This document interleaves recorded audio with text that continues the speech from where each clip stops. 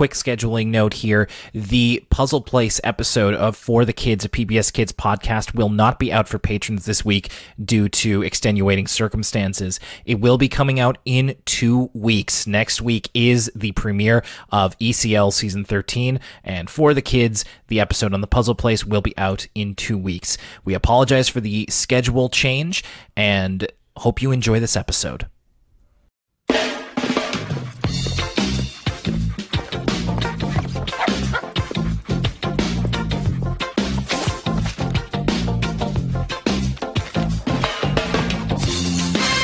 I know something that I want to share. Sorry about that. I've got, a certain song stuck in my head. Hey, everybody, it's Will from Elwood City Limits, and welcome. I'm going to turn my microphone volume down, because otherwise I feel like I'm right in your ear with that kind of smooth, sultry tone. Hey, everyone, this is going to be the, semi-regular Elwood City Limits season recap. We're at the end of another season of Arthur, and we're getting ready to get into one that, I'm really excited about. I think we both are. So, yeah, if you have never listened to a season recap before, how we like to do it is that is myself and my co-host, Lucas Mancini, we record separately, and we give our thoughts on not just the season as a whole that we have just watched, but also our top 5 favorite episodes of the season, and why that may be. I admit that there may be a little bit of inconsistency between the episodes we loved and the episodes that ended up on the top 5. So you can always go back to our older episodes to see what we felt about maybe the ones that didn't make it or the ones that did. But these are the ones that have stuck with us the strongest throughout. Of course, I always like to toss it to Lucas first, but just a couple of things before I do that. Number one. I want to say a big thank you to everybody who voted for us in the Coast Best of Halifax Awards for 2021.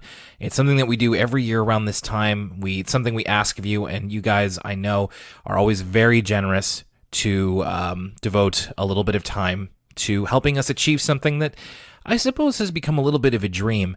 It's something that Lucas and I both want, and it'd be nice to be recognized, but it's not always something that we strive for. It's just a neat little thing that would get us a little bit of recognition around our hometown.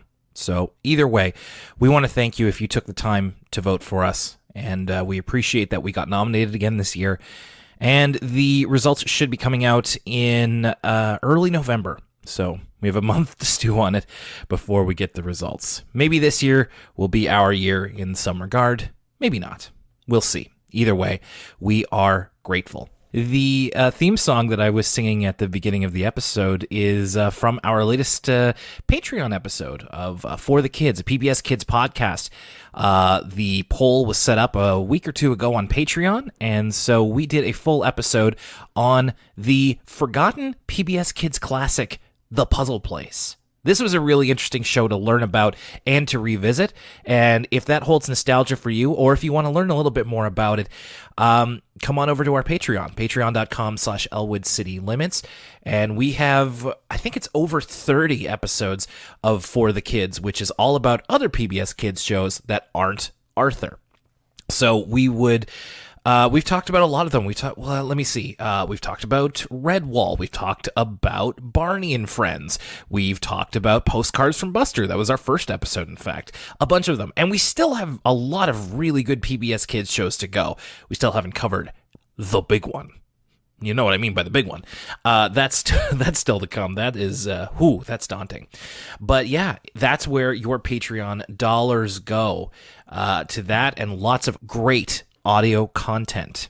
So if you are our patron, I want to say a big thank you, and thank you in the way of acknowledging a few of you.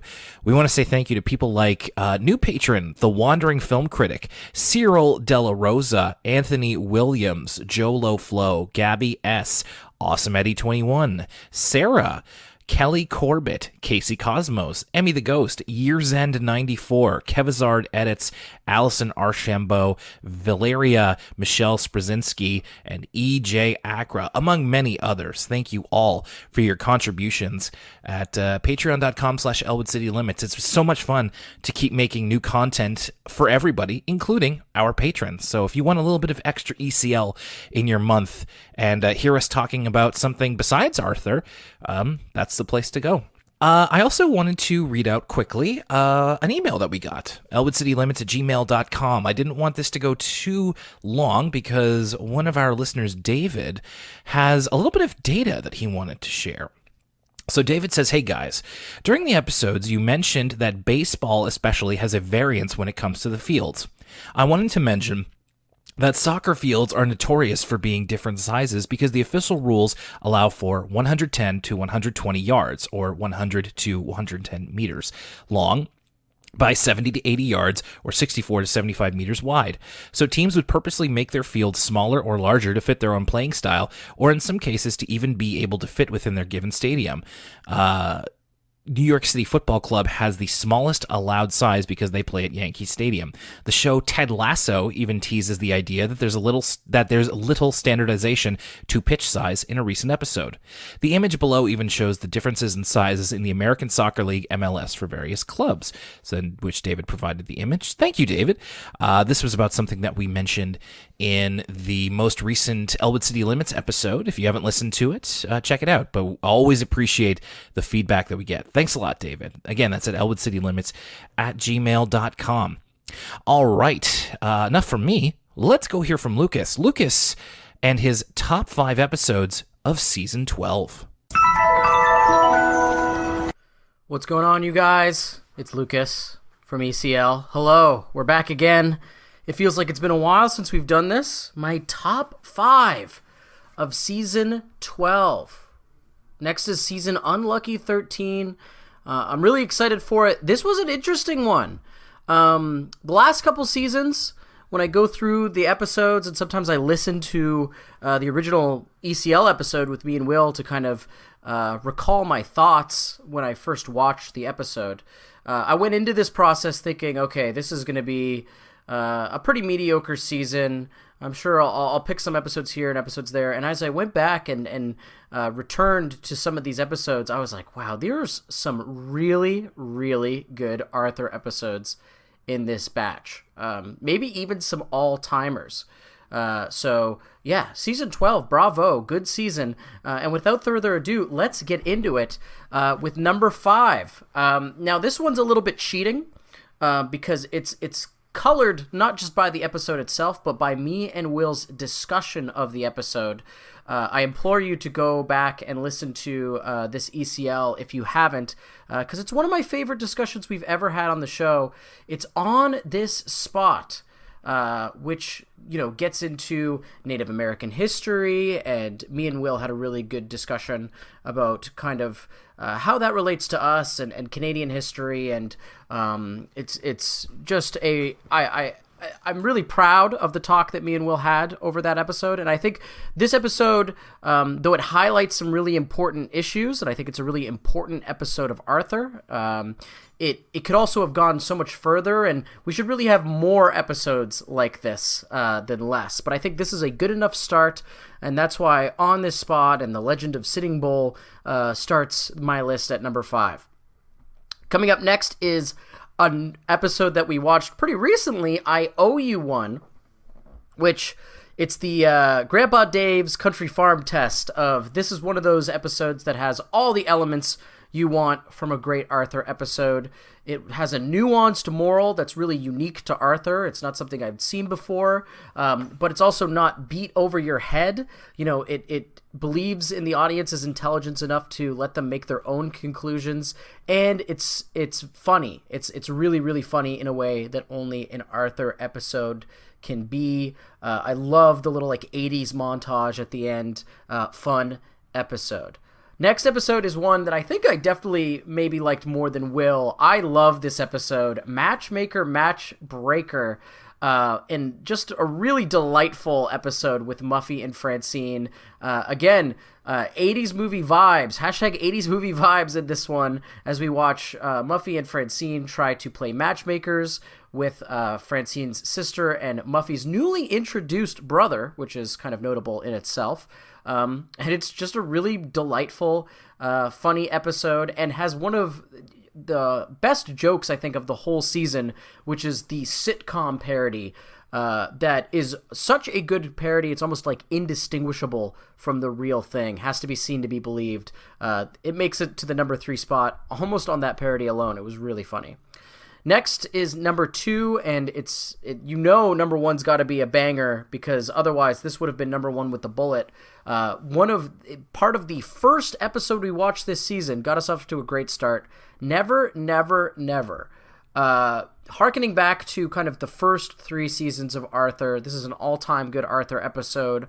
Really funny, filled with lots of great imagination sequences, and has one of my favorite Arthur endings ever, as well as kind of one of my favorite Arthur and DW moments ever, where we have this really kind of dramatic DW throwing her head up to the sky and it starts raining. It's very cinematic. And then we have kind of a rare moment where Arthur comes to DW's defense. He's her knight in shining armor, so to speak. And we get this really, really touching moment of them kind of walking away together. And it really got the season off to a great start, but the ending was so good, I almost wish it like ended the season, because it just, makes me feel all warm and fuzzy inside. And I know what you're thinking to yourself, what could have possibly beat Never, Never, Never then, if I think so highly of that episode? Well, it's Chronicles of Buster. The Chronicles of Buster. This episode might be the best Arthur episode, in my humble opinion, in the last 3 seasons. This is, without a doubt, the cream of the later seasons of Arthur crop. I almost don't know what to say. This is an episode that I would have never saw coming. Buster being addicted to his absurdly long Chronicles collector's edition DVD, the dream sequences in this episode, the kind of twists and turns it takes, just how gut-bustingly funny it is, and how, some of these times when I'm watching these Arthur episodes, I love Arthur, I think it's a really remarkable kids show, but sometimes, it is intended for kids, I'm an adult, my mind starts to wander, I lose focus. This episode, I was glued to the screen. I couldn't wait to see what was going to happen next. I think I said it in my initial review, it demands attention. If you were going to watch one episode of this season, this is definitely the one to see. This is up there now with all those Arthur episodes we always talk about from the first 3 seasons that, like, if I had to show someone Arthur and why it's special, this would be one of the ones I would pick. So yeah, that's my top 5 of the season, coming in at just under, look at this, 6 minutes. Sorry I didn't do another top 5. I usually do like a little fun one, but I'm busy this week, folks. It's been a busy week. Now that we're getting into the fall months. And I look forward to diving into season Unlucky 13 with Will in the coming weeks. So that's Lucas Mancini. See you guys next time. Thanks a lot, Lucas. And now it's time to see how we lined up on this one. All right, so my top 5, this is not something I do a lot. Because the top 5 is going to start off with an honorable mention. But I suppose before I get into that, I'm getting ahead of myself. Season 12. It's funny, I always get a better look at the season after I go onto Wikipedia and look up the episodes at a glance. And now that I've seen them all, I will say this season did have some good episodes, some very good ones that I really enjoyed. But it also had some really forgettable ones. And I think this is something that is going to be solved with season 13. I'm always afraid, the deeper we get into Arthur, the more we're going to get into the episodes that have less cultural impact, let's say. It's so interesting, the footprint of Arthur online in the last few years. I mean, we just had another discussion on the Patreon Discord about Arthur's Big Hit again. Like, that episode came out in the late 90s, and people are not only still talking about it, but they're still heated about it. And I just don't know, like, I literally don't know if there are that many episodes coming up in Arthur that are going to be that memorable or that kind of worth talking about. Like, there's a lot of episodes going through season 12 where I'm like, I don't even really remember that one. And granted, we did take a break of season 12 in the middle of it, so my memory isn't as clear as it could be. But there are a couple of these that I genuinely have no memory of, positive or negative. And I mean, I suppose I could go back and listen to the podcast, but I mean, have you seen it? We keep cranking these things out. So, I mean, I guess I don't think that there were any that were like egregious. Like, it's very rare that we run into the Arthur episode that's like really terrible. So there's always been a kind of steady level of quality to Arthur.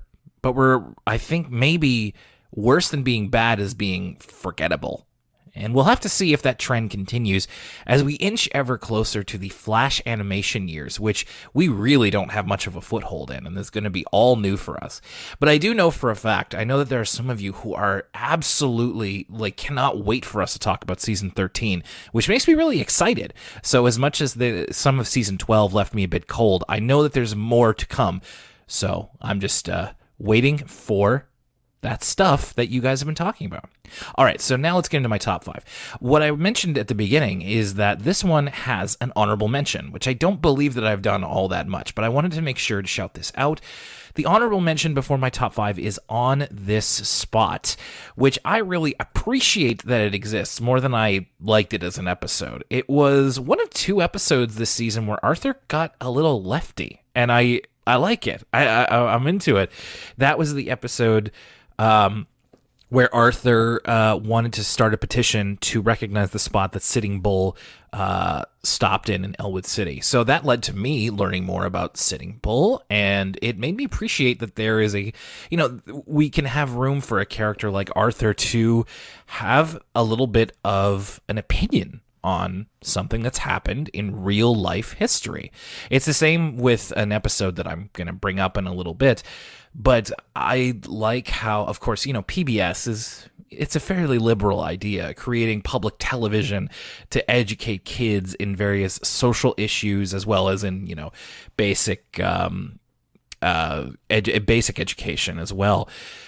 But it's still really cool every time the show kind of dips into something that is a little bit more left-leaning, and especially for something that was made in the late 2000s to talk about a Native American figure in quite a positive light, in the sense that Arthur wants to commemorate him. That's great, especially in light of the treatment of indigenous peoples and how it continues to go on today. And it especially the time that we watched this episode was very close to when a lot of talk about the residential schools in Canada was very hot. It was very much on the tip of everyone's tongue, so it really had me I think we talk about that in the episode. It had me thinking about that a lot. So I wanted to make sure to mention that. I think that was a great thing for the show to do, even though it wasn't like one of my favorite episodes from a content standpoint. Number 5. Let's start with number 5. This one is going to be easy to remember. There's a mushroom on your shirt.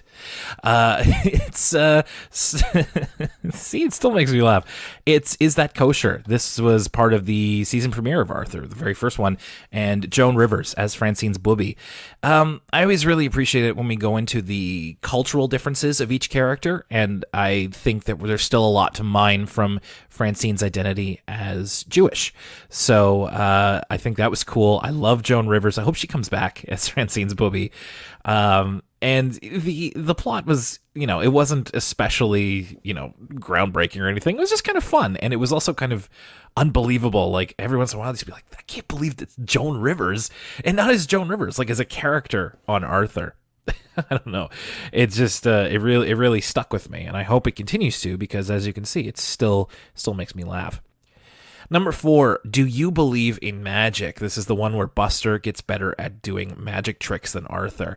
This was a really nice one to have. This was like a very Buster-heavy episode this was a part of, but the focus was more on Arthur and him trying to deal with the fact that while he's learning something, his best friend is automatically better than him. First of all, I loved Buster in the role of showman, as I talked about in the episode, but I also appreciate that we get to see a little bit of Arthur's imperfection.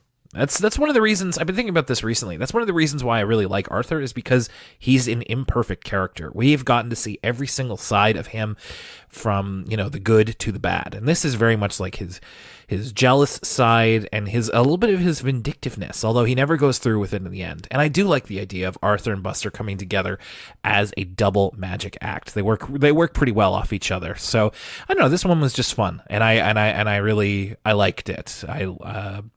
For the reasons that I mentioned. Number 3, DW's Furry Freakout. I can't believe a DW episode made this list. I know, I've been talking mess about the DW episodes, and I'm a DW defender. I'm even a DW defender when it comes to Arthur's big hit. You guys know this, or at least I hope you know this. But DW's Furry Freakout, it's just a good episode. It's really interesting to revisit the idea of DW getting a pet. Just like, 12 years before this, Arthur got Pal, and now DW has the cat that they never named, which I guess it had a name, but DW having to deal with this in her own way, with granted a different animal, is really interesting, and how, if the roles were reversed, it might not have gone the same way. And by which I mean, if DW were the one to get Pal or something like that, which, hey, that would be a really cool alternate universe thing. What if DW got Pal instead of Arthur? But I thought the cat was very cute. I thought that the shenanigans that it got into were very much true to life from what I understand of my friends who own cats. I loved the inclusion of Dr. Fugue. It was just a really fun episode. I'm probably going to overuse that a little bit, but it was. A lot of the DW episodes feel like slogs sometimes, because it's just learning lessons even more bluntly and tailored towards smaller kids than those who are watching Arthur. So as a 30-year-old watching it, you're just like, oh, God. But this one was just about kind of having, here's the word again, fun. And just this character DW dealing with this situation. And I liked it. So I hope we get more like that in the future.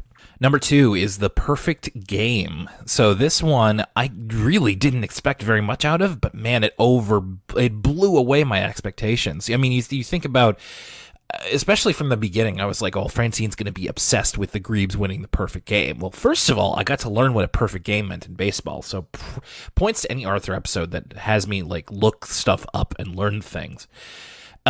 But this one had more to do with Francine's spiraling obsession into creating her own baseball stadium, which is what our email earlier on was about.